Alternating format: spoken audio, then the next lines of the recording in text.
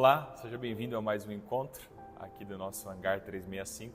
Eu sou o Matheus Koval, sou um dos pastores da CB Vida e hoje nós vamos conversar sobre o livro de Eclesiastes e o livro de Cânticos dos Cânticos.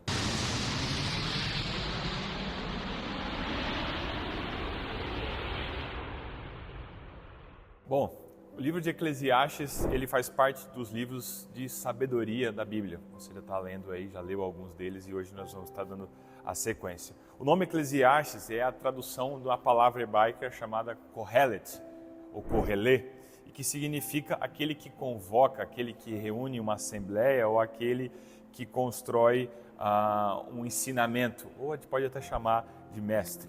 Se você for ver aí no versículo 1 desse livro, começa assim: essas são as palavras de Kohelê, ou talvez na sua versão, o mestre, filho de Davi. E aqui já temos um indício do motivo pelo qual muitos também acreditam que foi Salomão quem escreveu esse livro. Está falando sobre aquele que é filho de Davi, ou, de certa forma, alguém que seja da linhagem de Davi. E algo muito interessante que nós temos aqui nesse livro, e que provavelmente o mestre aqui que seja relatado não seja de fato o autor do livro, mas sim alguém que deseja compartilhar as palavras e as observações que o mestre, que Kohelê, fez da vida a partir da sua observação durante o tempo. Então, nós estamos provavelmente aqui diante do autor que trouxe as palavras de um mestre que observou a vida e está relatando aqui cada uma dessas experiências de sabedoria que ele tem. Durante todo o livro, uma expressão que você deve ter visto, se você já leu ou vai ler, constantemente aparecendo aqui é sem sentido, ou talvez em até algumas outras versões vai estar como fumaça. E geralmente, quando o autor utiliza essa expressão, ele está se referindo à sua vida ou à vida que está sendo observada, mostrando a ideia que quando ele diz sobre sem sentido ou a vida como uma fumaça, ele está falando sobre essa brevidade da vida, sobre o fato dela ser temporária e às vezes ser muito rápida, muito breve. Que nós vamos o tempo inteiro diante da nossa jornada, nós vamos lidando com diversos enigmas, nós vamos lidando com paradoxos e nós vamos encontrando todas essas dinâmicas na nossa vida. Nós podemos, ao mesmo tempo que vamos encontrando muita beleza, vamos encontrando alegrias, vamos encontrando bondade nas nossas jornadas, nós também vamos lidar ao mesmo tempo com coisas ruins, com situações não tão boas, com dores e com lutas. E aqui, nesse texto, o mestre então descreve o quanto a vida ela é inconstante e instável. E você pode, até mesmo quando você vai lendo nas expressões, nas entrelinhas, na vida do autor e nas suas falas, a percepção que ele está até mesmo deprimido ou até mesmo desacreditando da própria vida. E eu creio que nós não estaríamos errados se tivéssemos essa percepção da vida desse autor. E embora muitos momentos do texto você vai ver um tom de pessimismo diante da vida, o objetivo central aqui do autor, ao revelar essas palavras ou essa sabedoria do mestre, são para desconstruir algumas formas e lugares onde nós buscamos encontrar significado e propósito fora da presença de Deus. Nós gastamos muito tempo da nossa vida correndo atrás de coisas e pessoas que não trazem o verdadeiro significado e propósito para a nossa história. Muitas vidas são gastas pela busca de prazer, riquezas, satisfação pessoal, entre tantas outras coisas, mas que não trazem a verdadeira satisfação. Esse é o tema central do livro de Eclesiastes. Se você for ver nos capítulos 1 e 2, o mestre, ele focaliza muito das suas percepções a respeito da análise e de uma compreensão sobre o tempo. E ele descreve que podemos passar todo o tempo da nossa vida, da nossa jornada trabalhando para alcançar grandes realizações e feitos, mas isso não trará significado. O tempo vai passar e mesmo com todo o esforço possível da nossa parte, nada irá mudar. Ele relata que as montanhas vão estar no mesmo lugar, o sol vai se levantar e as ondas do mar vão quebrar nos mesmos lugares. O que ele quer dizer com isso? Que o tempo não para, o tempo ele é como um rio que corre de forma breve, de forma rápida, e uma hora ele vai acabar para todos nós, e provavelmente aquilo que nós nos empenhamos tanto em realizar, daqui a alguns anos, quando passarem os nossos filhos, os nossos netos, jamais será lembrado. E nessa perspectiva, nessa construção de escassez do tempo, em detrimento também da morte, ele vai tratando cada uma dessas falsas esperanças que nós vamos alimentando e buscando significado. Ele leva a pensar e calcular os danos que isso vai gerar, que vão gerar dentro da nossa vida, como por exemplo, a maneira como nós gerimos todas as nossas carreiras e a nossa vida profissional.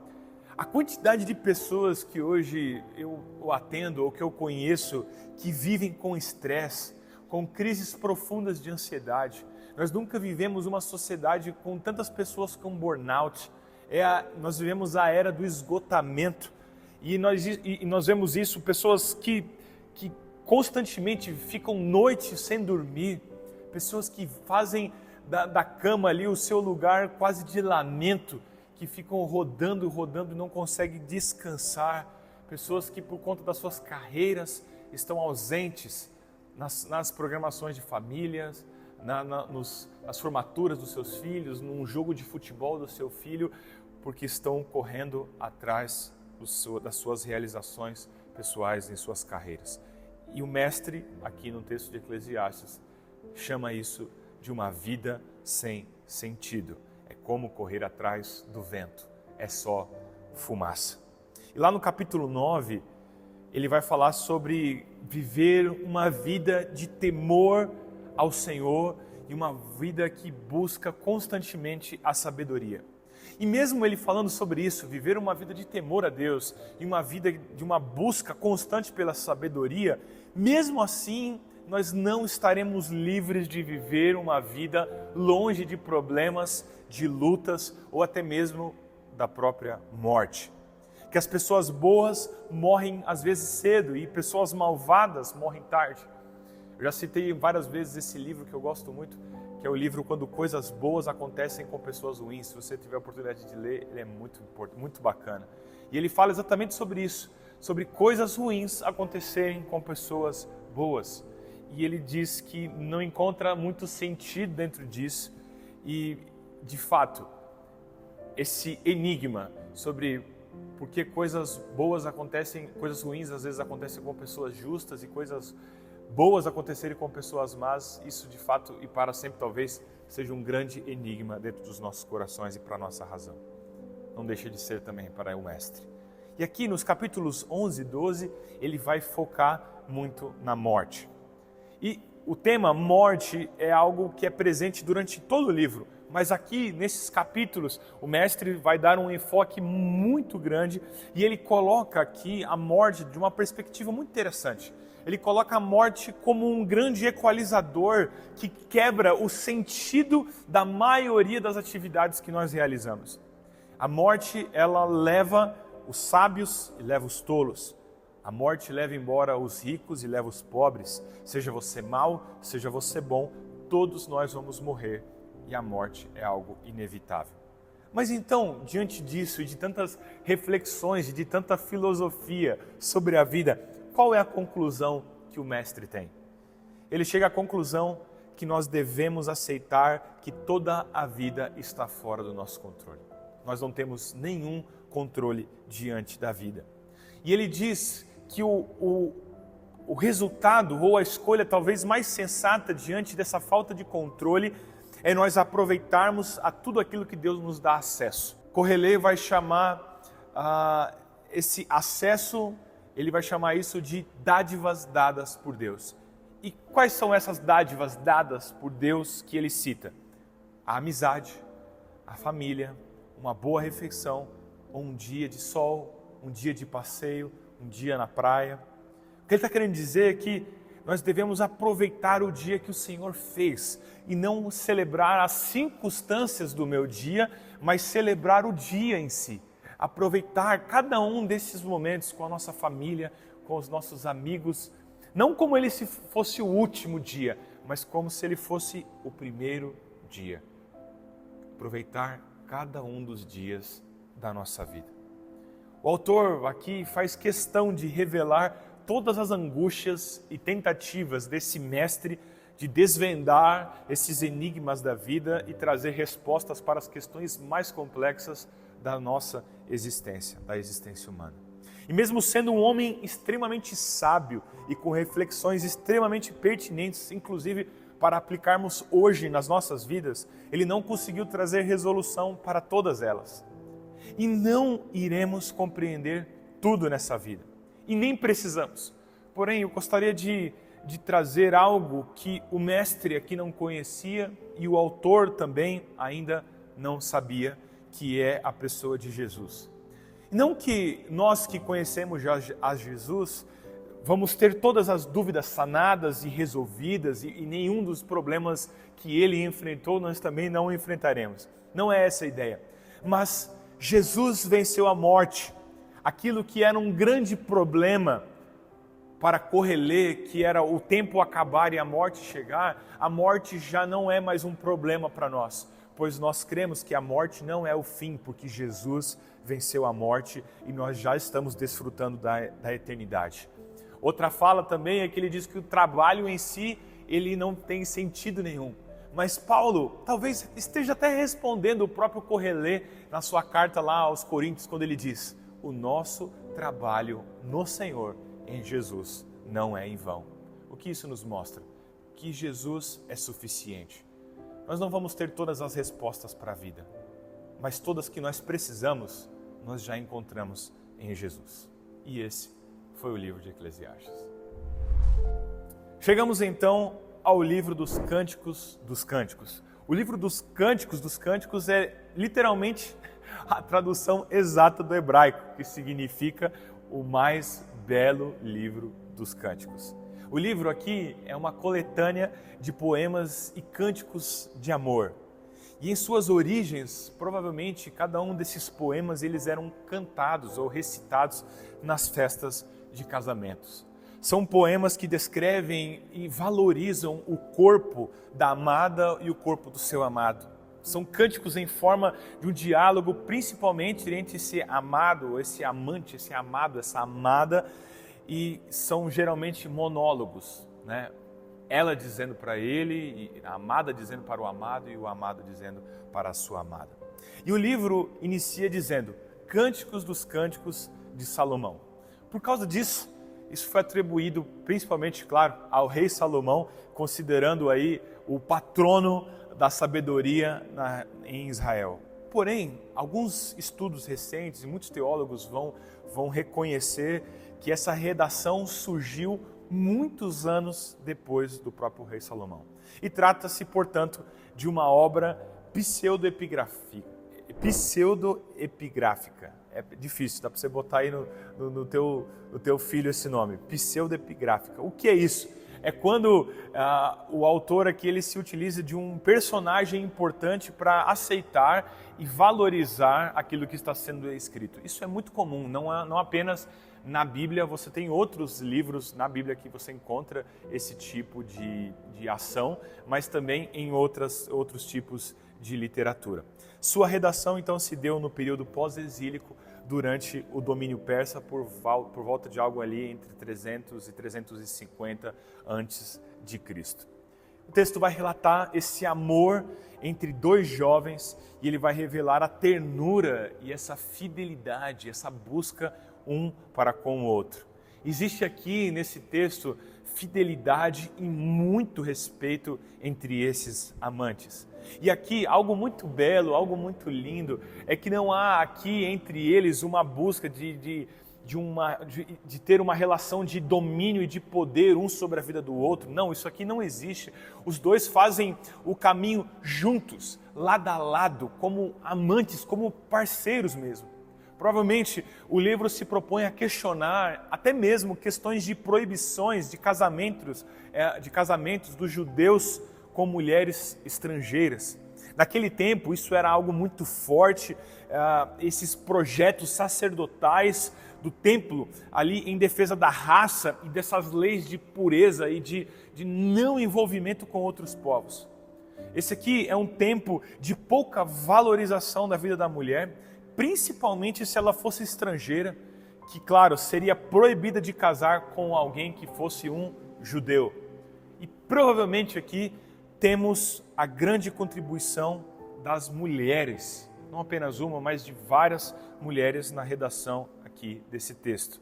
Quando esse livro foi compilado, ele quis responder a uma situação aqui muito concreta, a luta das mulheres por sua emancipação dentro de uma sociedade marcada pelo sistema patriarcal.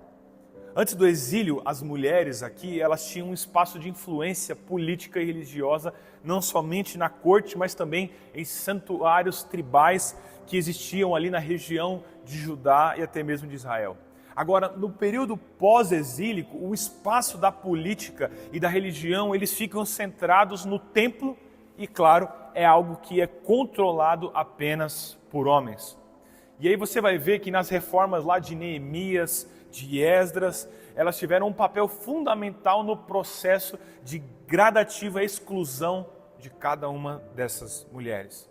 Então, enquanto o machismo rebaixa o valor da mulher, dando a ideia de que ela seja incapaz, o livro aqui, ele destaca de maneira muito bela o papel da mulher como uma agente de trabalho e também uma mulher que se destaca como nesse aspecto da liderança e também algo que sempre foi muito velado na igreja e muito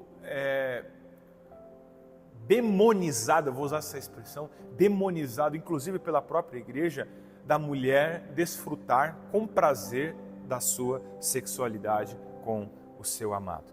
E nós podemos aprender então com o livro a lidar com as relações de respeito, igualdade entre homens e mulheres. O tema do amor, ele é algo central dentro desse livro, por isso que ele é tão belo assim. Do início ao fim, você vai ver o amor permeando cada uma das falas e dos encontros aqui. E a melhor definição que nós podemos encontrar sobre quem Deus é o próprio amor.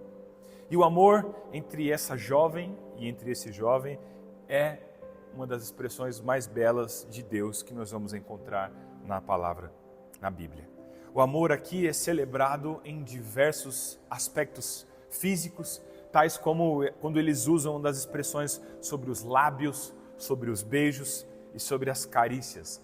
Você pode até olhar e talvez você possa pensar assim, poxa, é um livro erótico. Sim, é um livro erótico dentro da própria Bíblia. Mas é um livro erótico que não visa banalizar o sexo. Não é a ideia de banalizar ao ponto de transformar isso em algo como se fosse um quadrinho pornô dentro da Bíblia. Não é essa a ideia. A ideia aqui é através dessas carícias, desses beijos, revelar a beleza do amor e trazer essa perspectiva da vida, dessa relação entre um homem e uma mulher, também para a relação entre Deus e o ser humano. O amor é grande, o amor é invencível, porque ele é fogo que vem de Deus, e se vem de Deus, é porque ele é amor. E aqui o diálogo que eles têm um com o outro, ele é permeado por um ambiente de tensão, ele é permeado por prazer, por repetição e por infinito. Então ele não é só uma comunicação, ele está trazendo aqui encantamento, é poesia, é belo, é arte que nós estamos vendo aqui. Olha o que o texto diz: volta Sulamita, volta que te contemplemos. Como contemplar a Sulamita? Como numa contradança.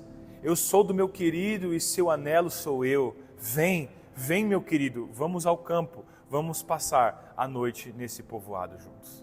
É poesia. Talvez a rima não faça tanto sentido para nós, porque essa rima é descrita no hebraico, mas ela faz muito sentido dentro do seu contexto histórico. Aqui nós vamos encontrar 6 poemas que eles devem ser lidos sem corte, sem interrupções, sem serem retirados do seu contexto no qual eles foram aqui escritos. Eles fluem sem nenhum tipo de sequência linear. Você não vai conseguir encontrar isso. Mas no enredo completo, tudo faz muito sentido. Tudo se encaixa nessa grande dança do amor. Isso aqui, esse texto nos mostra esse desejo intenso e belo deles estarem juntos. No primeiro capítulo você vai ver que eles estão separados, mas em vários momentos o negócio vai ficando quente, literalmente quente, você me entende? Vai ficando quente e eles vão revelando essa alegria e essa atração sexual que eles têm um pelo outro. Mas lembre-se, aqui as metáforas são usadas no hebraico, elas não são primariamente visuais. Por exemplo, quando ele diz assim, os seus cabelos são como um bando de cabras. Você não vai dizer isso para sua esposa, você não vai dizer isso para o seu marido. Nossa, o seu cabelo é como uma bezerra que geme. Não, você não vai dizer isso, não tem nada a ver, não tem nesse contexto. Ou, por exemplo, seus dentes são como lindos cordeiros. Você vai arrumar uma confusão se você usar esse tipo de expressão. Essas palavras, elas não são eróticas para nós no português, mas no hebraico elas são extremamente carregadas de uma sexualidade e de uma atração física um pelo outro. E o Cânticos dos Cânticos canta um amor intenso, único e exclusivo de um homem para sua mulher e de sua mulher para o seu homem. O amor humano é esse espelho e a manifestação do próprio amor que existe em Deus. Nas pessoas que se amam e que tornam-se presente o amor e a ternura de Deus pela humanidade. O amor, ele é mais forte que a morte. O amor é uma das mais transcendentes e fortes experiências que nós poderemos vivenciar nas nossas vidas. E talvez você esteja se perguntando, por que um livro assim, com palavras eróticas, mostrando a sexualidade e a atração de um homem para a mulher estarem na Bíblia? Qual é o sentido disso? E apesar, então, como eu disse, de ter essas questões eróticas e a respeito do amor, o livro encontrou acesso nesse cânon bíblico, provavelmente por sua interpretação alegórica. O que isso quer dizer? Que ao mesmo tempo que ele está falando sobre a sexualidade, sobre a atração física, ela está também falando nas suas entrelinhas a respeito de um outro tipo de relação. E que relação é essa? Como o esposo e a esposa se amam, assim Deus ama o seu povo. Quando você vai ler o apóstolo Paulo, ele vai dizer assim, olha, maridos, amem as suas esposas como Cristo amou a igreja. O tempo inteiro você vai ver essas metáforas na Bíblia sobre a relação de um homem com a mulher, da relação que Deus tem para com o seu povo. O amado seria Deus e a amada o povo de Israel. Uma relação de amor e de afeto. E talvez na interpretação do nosso tempo, nós poderíamos dizer que o amado seria Cristo e a amada seria a igreja. O fato de ter sido também atribuído a Salomão, isso também facilitou muito a entrada desse livro no cânon bíblico. E esse livro, ele trata da profunda e universal experiência, e eu posso dizer que a principal experiência que nós podemos desfrutar na vida, o amor.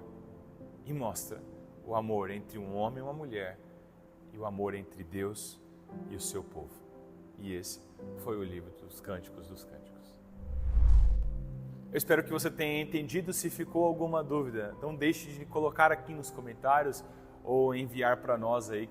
Vamos fazer com o máximo de sinceridade e honestidade, porque às vezes nós não temos todas as respostas, mas queremos te ajudar a você entender mais e aperfeiçoar mais a sua leitura ou cada um desses textos. Eu espero você aqui nesse mesmo canal para a sequência dos próximos livros.